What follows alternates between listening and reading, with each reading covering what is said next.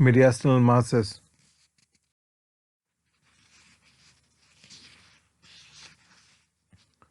Most mediastinal masses are found incidentally without symptoms. Symptoms, if present, may be secondary to direct involvement or compression of the mediastinal structures and could manifest with stridor, cough, hemoptysis, dyspnea, chest pain, dysphagia, facial and upper extremity swelling, and SVC syndrome, or a Horner syndrome in the sympathetic chain involvement. Other symptoms include fever, weight loss, and night sweat. B symptoms, which may be present in the cases of lymphoma and in thymoma, and a variety of the symptoms secondary to paraneoplastic syndrome may also be present.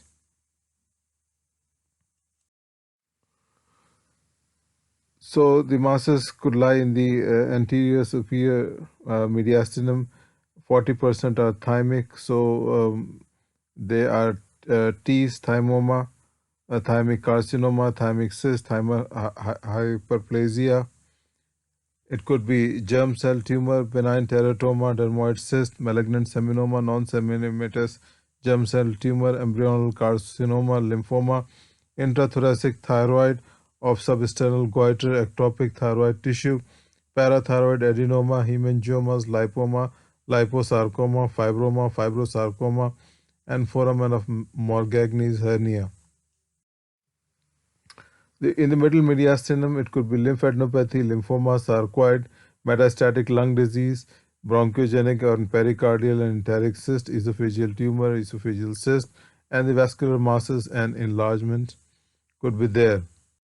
In the posterior mediastinum, it could be nerve sheath tumor like neurofibroma, neuroleloma, neurosarcoma, ganglion cell tumor, ganglioneuroma, ganglioneuroblastoma and neuroblastoma, paraganglionic tumors, chemodectomas, pheochromocytoma, meningoceles, and thoracic spinal CT scan with intravenous contrast is the diagnostic study of choice, and other useful imaging studies for the specific circumstances could be done. These include MRI, PET, technetium, intrathyroid scan, MIBG scan, and scrotum ultrasound, and DOTA, TATE PET for thymomas and thymic neuroendocrine tumor.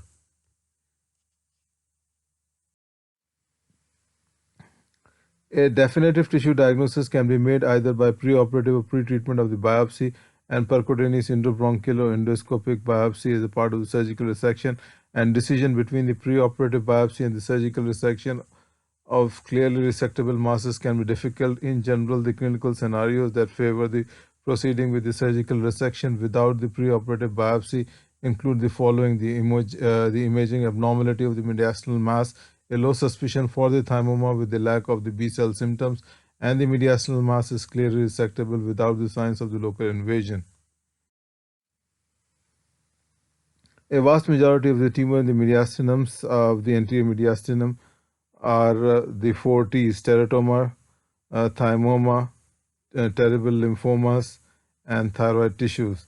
Thymoma is the most common anterior mediastinal mass, and incidence is equal in males and females, and these tumors usually arise in the patient from third to fifth decade of life, and the patient with thymoma have associated paraneoplastic syndrome such as thymic myasthenia gravis, present with diplopia, ptosis, and weakness, pure red cell aplasia, hyperplasia, and present with anemia, hypogammaglobulinemia, present with recurrent infection, lymphadenopathy, and thymoma associated with multi-organ autoimmunity, present with the skin eruption, and liver enzyme abnormalities are very rare. There could be associated myasthenia gravis, pure red cell aplasia, myositis, and hypogammaglobulinemia. Masaoka staging.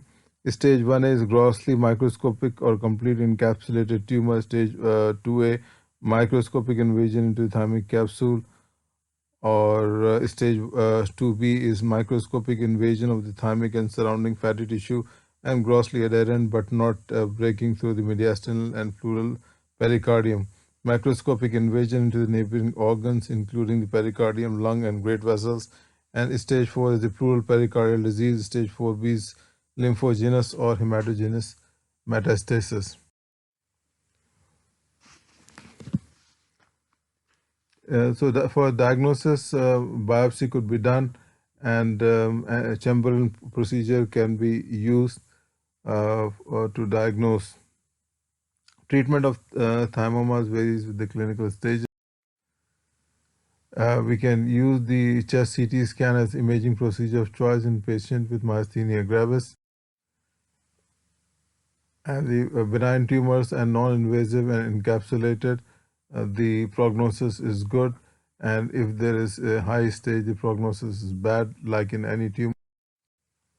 Surgery, we could perform the open mediastinoscopy and VATS. So the treatment varies with the clinical staging. Masaoka stage 1 or 2 tumors can be treated with complete surgical resection.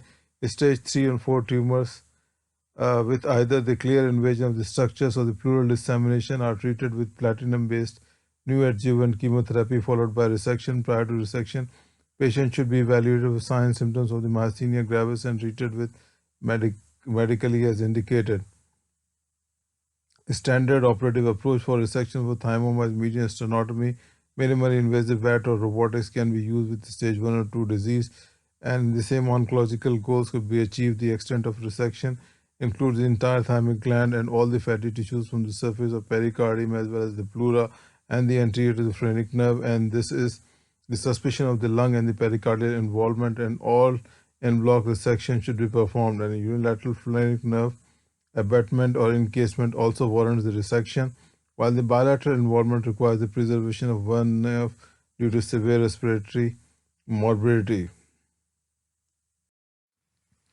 Tumor is small, readily accessible, perform a total thymectomy with contiguous removal of mediastinal fat. And tumor, if invasive, perform total thymectomy and clips areas, closed margins, or residual disease could be done.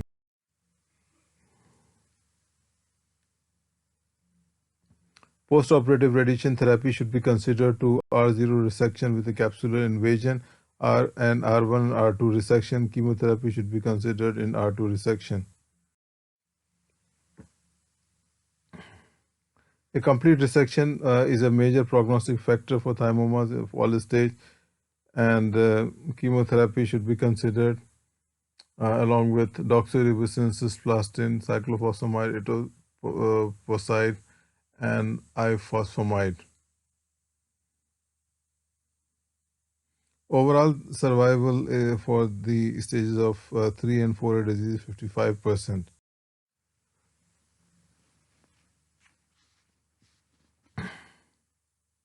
Other tumors could be germ cell tumor in the mediastinum, the most common location for the extragonadal germ cell tumor, and the workup for the mediastinal mass suspected to be a germ cell tumor should include AFP, LDH, and beta HCG. Testicular exam and ultrasound should be performed in all males. Teratoma, the most common germ cell tumor arising from the anterior mediastinum and most often found in the pediatric population, and where they affect the males and females, and these are diagnosed based on the classic CT findings and the multiple tissue types and negative serum tumor markers. The biopsy is not necessary if imaging is convincing.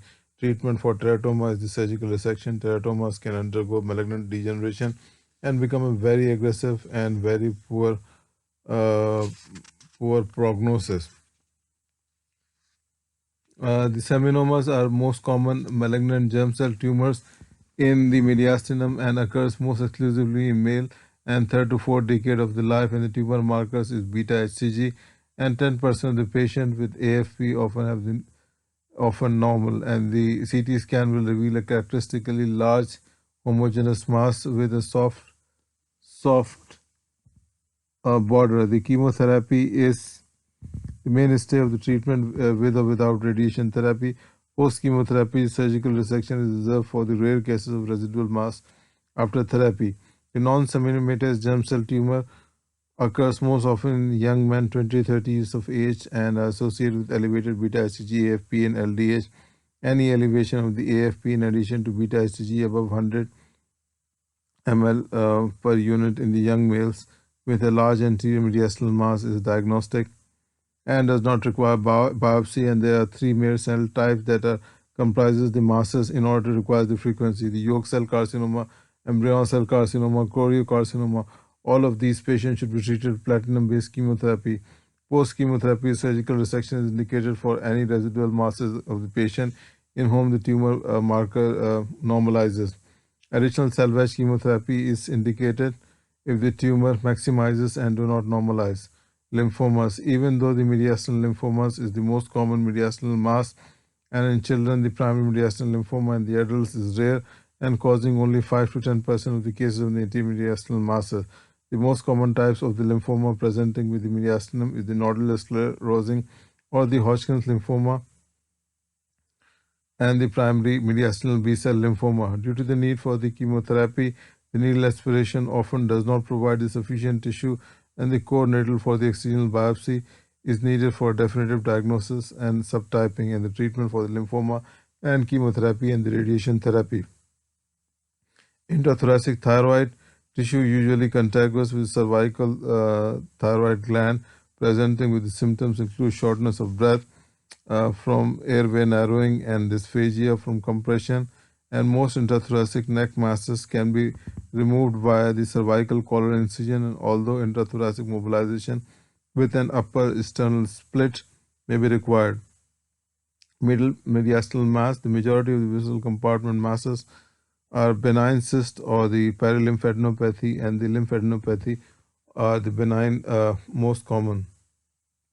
The bronchogenic cyst are the most common cyst and the mediastinum and rise secondary to the abnormal and the lung budding during development, and they are the most common associated on the right paratracheal and subcarinal region. The patient may be present with the chest pain, cough and dyspnea, and they appears well demarcated on the CT scan and often with the higher density than water and may have air fluid level, and the treatment of the resection as they may become infected or undergo the malignant degeneration. The pericardial cysts are the benign cysts that occurs in the cardiophrenic angle, and most often on the right side. The CT scan is the key to the diagnosis, as these cysts have a thin wall and a non-enhancing and have a characteristic density similar to that of water. Symptoms, if present, can include the shortness of breath and the right heart failure due to the compression, infection, and bleeding. Treatment of the symptomatic disease in the surgical resection. Enteric cyst, the esophageal duplication cyst, and the congenital abnormalities, and the diagnosis based on the criteria of the esophageal attachment, presence in the two layers of the muscularis propria and the epithelium characterized by the gastrointestinal tract, and presenting symptoms of the acute dysphagia and the epigastric pain and the retrointestinal pain and the cough. And the treatment of the surgical resection, the surveillance endoscopy is not required at the low risk of malignancy. The posterior mediastinal mass, the neurogenic tumors account for 15 to 20% of the mediastinal tumors, as generally asymptomatic in adults, and with the primary symptom being the pain. And these tumors are classified based on the neural cells origin and the surgical excision and the treatment of choice. The tumor capsule should be removed intact if possible, and the malignant forms tend to be more common in the children in the invasive or imaging and often requiring neurosurgical assistance in removal. The nerve sheath tumors, including the neurolymphomas and the neurofibromas, are most common, and the tumors overall representing 40 to 70% of mediastinal neurogenic tumors, and they are benign tumors. They arise from the intercostal nerve sheath and usually present in the costovertebral sulcus, and the neurofibromas in the malignant counterpart, and is differentiated by the higher mitotic activity and the lack of encapsulation. Ganglion cell tumors. The ganglion cell tumors arise from the sympathetic chain, and the adrenal medulla, and gangliolymphomas are benign and can secrete vasoactive intestinal peptide. And the gastroneuroblastomas are malignant tumors that can present with the metastasis and more common children.